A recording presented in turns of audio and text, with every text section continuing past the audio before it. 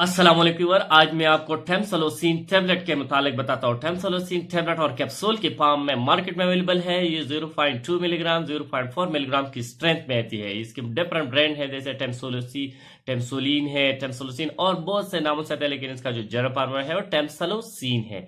ये जो मेडिसिन है ये फ्रास्टेट के अलामात को कम कर देती है। फ्रास्टेट की जो तकलीफ पैदा होती है इसको कम कर देती है। पेशाब में जो मसाइल पैदा होती है, पेशाब को रुक रुक कर आती है, पेशाब अच्छे तरीके से नहीं होती, पेशाब पास नहीं होती, तो इसके ट्रीटमेंट के लिए इस्तेमाल किया जा सकता है।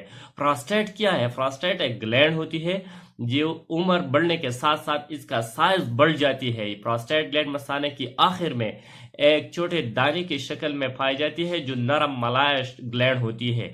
ये मसाने की आखिर में हिस्सा में ईंड में पाई जाती है, जहां से यूरेथ्रा शुरू हो जाती है।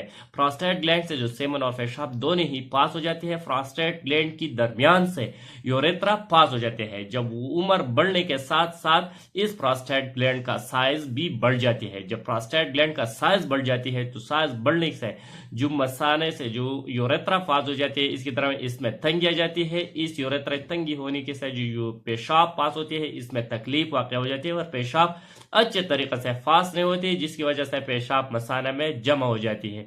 पेशाब रुक रुक कर आती है और पेशाब करने के दौरान जोर भी लगाना पड़ जाता है, क्योंकि पेशाब पास नहीं होती, जिसकी वजह से यूटी या यूरिनरी ट्रैक इन्फेक्शन भी काज कर सकती है।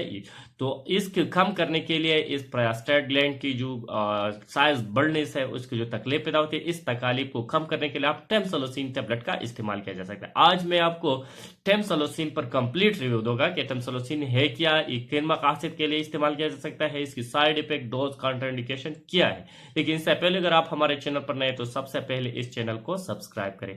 चलो स्टार्ट करें टेम्सोलोसिन टेबलेट की यूज। अगर इसकी यूजेस को देखा जाए तो टेम्सोलोसिन प्रोस्टेट ग्लैंड की एनलार्जमेंट के कम करने के लिए, जो साइज बढ़ जाती है इसको कम करने के लिए दिया जाता है। मैंने आपको पहले बताया कि जब प्रोस्टेट ग्लैंड की साइज बढ़ जाती है तो इसकी वजह से पेशाब अच्छे तरीके से पास नहीं हो जाते और पेशाब रुक रुक कर आती है।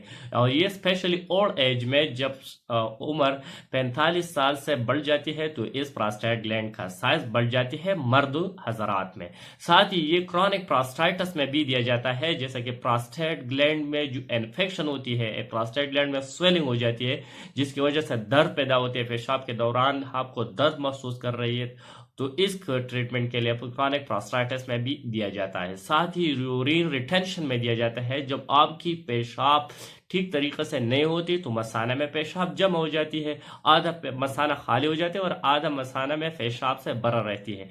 तो इस मसले के हल के लिए पेशाब को अच्छे तरीके से पास करने के लिए और यूरिन को पास करने के लिए, मसाना को यूरिन से खाली करने के लिए भी इस मेडिसिन का इस्तेमाल किया जा सकता है। साथ ही ये मेडिसिन किडनी स्टोन में भी दिया जाता है। अगर आपकी किडनी, गुर्दा में पथरी हो, पत्थर हो, तो इसकी निकालने के लिए भी, पत्र और को निकालने के लिए, किडनी स्टोन के लिए भी ये रिकमेंड किया जा सकता है। इसके इस्तेमाल से किडनी स्टोन भी पास हो जाती है इस मेडिसिन की।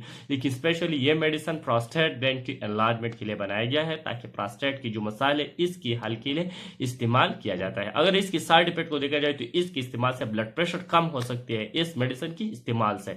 साथ ही इस मेडिसिन के इस्तेमाल से आपकी सर में चक्कर आ सकते हैं, सर में दर्द हो सकती है, नाक से पानी बह सकती है इस मेडिसिन की इस्तेमाल से। अगर इसकी कॉन्ट्राइंडिकेशन को देखा जाए तो ये इन लोगों को नहीं देना चाहिए जो हाइपर सेंसिटिव हो इस मेडिसिन से। साथ ही ये मेडिसिन कम ब्लड प्रेशर में भी इस्तेमाल नहीं करना चाहिए, क्योंकि इसके इस्तेमाल से ब्लड प्रेशर और कम हो सकती है। साथ ही ये प्रेगनेंसी में बिल्कुल सेफ मेडिसिन है। अगर इसकी डोज को देखा जाए तो 0.4 मिलीग्राम एक ही कैप्सूल रात सोते वक्त इस्तेमाल करना होगा, या आपकी डॉक्टर आपको जितनी भी डोज आपको रेकमेंड किया इतनी डोज में इसका इस्तेमाल करना होगा। और ड्यूरेशन डिपेंड कर देते हैं पेशेंट की कंडीशन पर। अगर तकलीफ कम है तो डॉक्टर जितनी टाइम के लिए आपको रेकमेंड किया इतनी ही टाइम में इस तक इस्तेमाल करें। ये डॉक्टर की और पेशेंट की नोयत पर डिपेंड कर देती है इसके इस्तेमाल से। Thank you for watching.